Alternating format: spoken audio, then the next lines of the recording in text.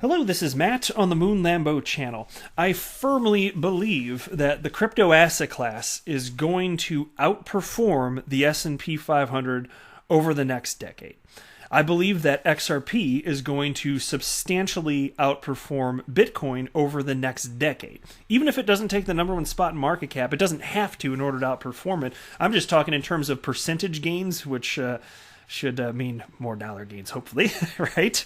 I think that there's no question that if we're right that the crypto asset class is here to stay, and to any of us here that have at least spent a little time educating ourselves on why it's here and why it actually legitimately makes sense, a statement like that shouldn't be that surprising, but it starts to get a little bit more interesting because at least on that level, you would think, okay, anybody in crypto gets that part, but it's like what cryptocurrencies are going to have staying power, and so if my investment thesis is correct, that utility will ultimately matter, and if an XRP indeed proves that it maintains substantial adoption, much greater than it has today, I think all that's going to align. So at this point, I just feel confident that that's going to happen, and if that ever changes along the way, I will be screaming it from the rooftops, but right now I am Mr. XRP Bull for a reason here.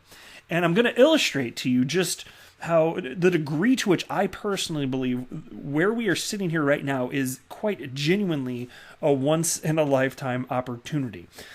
I do want to be clear that I do not have a financial background, and I'm not offering financial advice of any kind, so you should not buy or sell anything because of anything I say or write. I just think it's fun to talk about this stuff, but I'm just your everyday Joe Schmo member of the XRP community, that's it. And I like making YouTube videos, so I want to be super clear. I'm just some dude on the webinet with a stupid name. Moon Lambo? You listen to somebody with the name Moon Lambo? What's wrong with you, son? If you would please delicately tap the like button, I would definitely appreciate the support. And also, if you are as bullish on crypto and hopefully XRP as me, go ahead and subscribe to the Moon Lambo channel because this is certainly an XRP-centric channel. And so here's the headline from today, where I'm actually not going to start here, but I just want to read the headline, which comes from Crypto Newsflash. Bitcoin outperforms S&P 500 by 1,600% and is world's best collateral. Amazing, awesome, right? But what about this? What about this? Here's the headline. The investment of the decade, Bitcoin versus world's mega corporations. And this was from December, where did I see the date? I knew I saw it around December. It was like December 2019. It was around when they were hitting the 10-year mark for Bitcoin. Well, anyway, it was around there. It doesn't matter. The point is they were looking back at the first decade. What type of returns did we have? And it's simply mind-numbing. And I want to share this with you because it's not done. And the multiplier effect for cryptocurrencies that have less money in them, the multiplier effect I firmly believe is going to be much greater than what you'll get with Bitcoin. And Bitcoin, I already think, is going to, even just Bitcoin over the next decade, I think it's going to outperform the S&P 500. I'm just saying that there are other coins that are so illiquid, oh my gosh, it's like the sky's the limit. That's the feeling I get from all of this. I just think that XRP is going to be worth substantially more than it's worth today. So take a look at this. Investors are in the game to make money. They chase yield around the world, looking for ways to generate higher returns than everyone else. And it turns out, even with the stock market rising to all-time highs and Bitcoin suffering another pullback, investing in cryptocurrency very early on was still a brilliant strategy. Now, I want to share with you, I'm going to show you the numbers in just a second here. I mean, some of them are on your screen as I speak here, but talking about investing early on was a brilliant strategy. My friends, I want to share with you right now something I firmly believe, which is that right now is very early on. You're talking about the birth of a brand new asset class. Fine, if you were there in the first year or two or three, that's ridiculous. If you happen to have stumbled across that, recognized, holy hell, what is this magic internet money? There's actually something to this technology, and then if you would invest, okay, fine. That's like super crazy early, but 10 years into a freaking asset class, and that's not considered early? No, of course it's still early. There's almost no money in this freaking asset class, and that's a huge part of what makes it exciting from an investment perspective, in my humble opinion.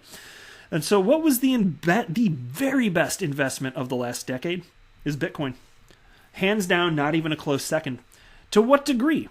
Well, there's the chart on the screen, but let me scroll down so we can look at some actual... I think the numbers are down here.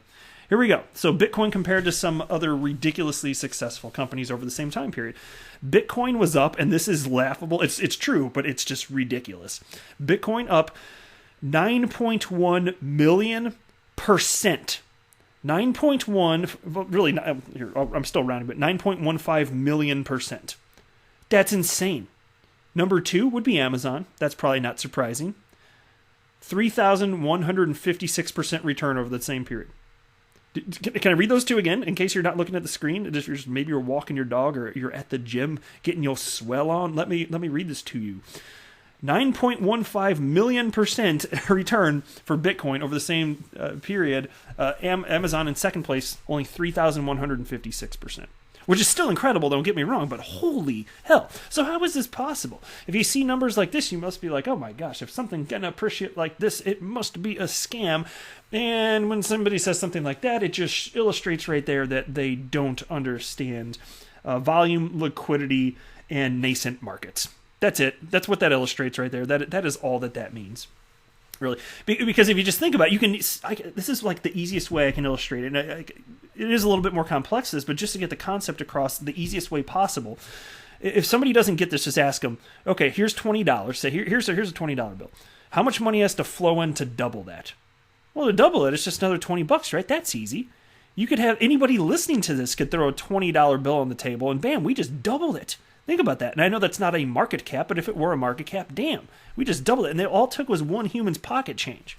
Okay, well, how much does it cost to double at this point? Even at today's prices, Bitcoin.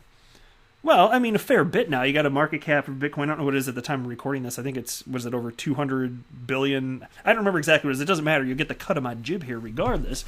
Then you've got XRP that's somewhere around like 11 billion. So 20 times smaller market cap for Bitcoin. And so you can see how little money has to flow in to get these ridiculous types of returns here. And the other companies here cited, like Apple, only 2,345%, Visa, 1,597%, Microsoft, 899%, so on and so forth. Even Facebook, 420%, which is still awesome, over that same decade period. But the reason that happened again with Bitcoin is because there was no money in it. When you're starting from a baseline of zero, it's not hard to figure this out. And we're nowhere near a point where there's a mass adoption. Not even close. No, we are still in the early phases of all this after just a decade here. In fact, it's so early that when people are deciding what coins to buy, it's just any coin that is a cryptocurrency. You know, like that. I know it sounds silly, but that's kind of where we are. Even after 2017, after the ICO craze, well, that's still where we are. It's people that just don't understand to this point which cryptocurrencies are going to be winners, and so it's just humans doing what humans do, and that's fine. Okay, they're just speculating. But still, ultimately, utility will take hold, and I do think we have something with XRP, unless something disastrous happens that I couldn't foresee. Okay, fine. But to this point, it's actually being adopted. There's real-world utility, and the XRP markets are illiquid, which to me is a positive as an investor, because I want to be here at a point where you can get that crazy multiplier effect. And that's why over the next decade, I think that XRP is going to outpace Bitcoin, and Bitcoin's still going to outpace the S&P 500, I bet, if I had to guess for fun, you know. Here's the date. I know I saw it somewhere. December 9th, 2019. So there you go. And so this isn't surprising. Now, even today, the returns, they're not a stopping here. Bitcoin, this is a piece from just the other day, October 24th. Bitcoin outperforms S&P 500 by 1,600% and is world's best collateral. The institutional interest in Bitcoin is at a turning point. Industry experts predict a further increase in the adoption of the cryptocurrency as the herd approaches outside of space. Investors such as Paul Tudor Jones are highly bullish. In an interview for CNBC's Squawk Box, Jones said he's more convinced about Bitcoin now than he was in May when he announced his investment in Bitcoin. At the time, Jones compared Bitcoin to gold and said it would be one of the best assets to hedge against the U.S. Federal Reserve's measures. Time seems to have proven him right. However, this time he found it more appropriate to compare Bitcoin to a Silicon Valley company. And here's a quote. I came to the conclusion that Bitcoin was going to be the best of the inflation trades. the defensive trades. Bitcoin has a lot of characteristics of being an early investor in a tech company. It's like investing with Steve Jobs and Apple. Yeah, fair enough. Data from Forbes Crypto shows that, in fact, Bitcoin has performed better than the stocks in the traditional market. When reviewing the performance of the NASDAQ 100 and Bitcoin, the cryptocurrency shows a growth of 32%. A comparison with the S&P 500 is more impressive. Bitcoin has outperformed the index by 1,600%. And that's why even if you or one of these Bitcoin maxis, I still think they're going to do well. I'd be willing to bet over the next decade. I mean, if Bitcoin truly has staying power, yeah, the returns won't be as good as the other large mid and small cap coins, but okay. But still, it's going to be ridiculous compared to the rest of the, to any other asset class. And there's a really cool comment that Michael Saylor made in I can't remember which interview. I've seen so many of his damn interviews. Like he's been all over the place. It's been really interesting just hearing his perspective, because he's the CEO of MicroStrategy. His company bought damn near $500 million worth of Bitcoin. And one of the things he said, he specifically cited Tesla, and like nothing against Tesla. I mean, they're probably going to do incredibly well. They might. We'll see. There's lots of reason to be optimistic, and it looks like vehicles are going the way of electric across the board. It takes a decade or two or however long to get there, along with self-driving, which is exciting in and of itself. But that's a different topic. But he's saying, it's like, so what are you going to buy? He's like, what are you going to buy? You're going to buy Tesla, which is, again, probably a stock that's going to have staying power. Might. But even setting that aside, it's like, you're going to buy Tesla at all-time highs, or you're going to buy Bitcoin. You know, it's like, if I had to pick one of those, I mean, I'd pick Bitcoin over, you know, if you're like making me pick one, if you're making me pick Bitcoin versus any stock, I'm going to pick Bitcoin, to be honest with you. Same for XRP. Like, obviously, I'd rather just invest in XRP. I'm not the only cryptocurrency I purchased from 2018 onward was XRP. But still, I'm just saying here. And then you've got just this whole concept, and I'm not really going to read through this because there's a bit of hyperbole in this article. Is interesting. Read is from Zero Hedge, titled "The Mother of All Stock Market Bubbles," and some of it just seems like a little fearful, over the top type stuff, which maybe would happen, but I don't suspect would be the case. But they're just kind of making the case for the fact that, hey, we're in a bubble. And they got this cool little graphic here with it's like a humanoid-looking bubble guy, and it's laying on like a bed of, I don't know, nail-looking things or something like they're about to pop. That's a clever little graphic. I like that. But it's like, do you want to buy... And nothing. It's like, look, I'm all about diversification. I'm not trying to say only buy crypto. I'm not offering advice, period, of any kind. But I'm certainly not saying that I'm the type that thinks only invest in one asset. I'm not saying that. Like, I'm all about diversity still.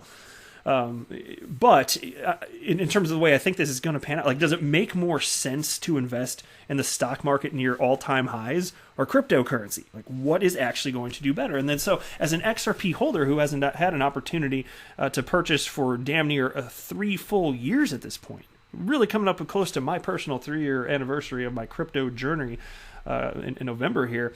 I am thrilled to have had this opportunity and to have not purchased, like, even though I purchased as high as a small amount, but as high as, like, I think $2.55. It was like none. I put like $50 and I was like, I want my last little scraps. But then I was like, okay, well, it's running up. It's going to do what it does. It's either going to keep going if the crypto market keeps going, but if the bubble actually has popped, then it's going to go back down and maybe I'll have more opportunity. And it did pop. And so at that point, I just waited until it got down closer to about 50 cents, and I've been dollar cost averaging in ever since. And so, like, to me, it's a game of patience. That purely is it. Like, I don't have to. It's kind of an interesting. So I get the, like, fine.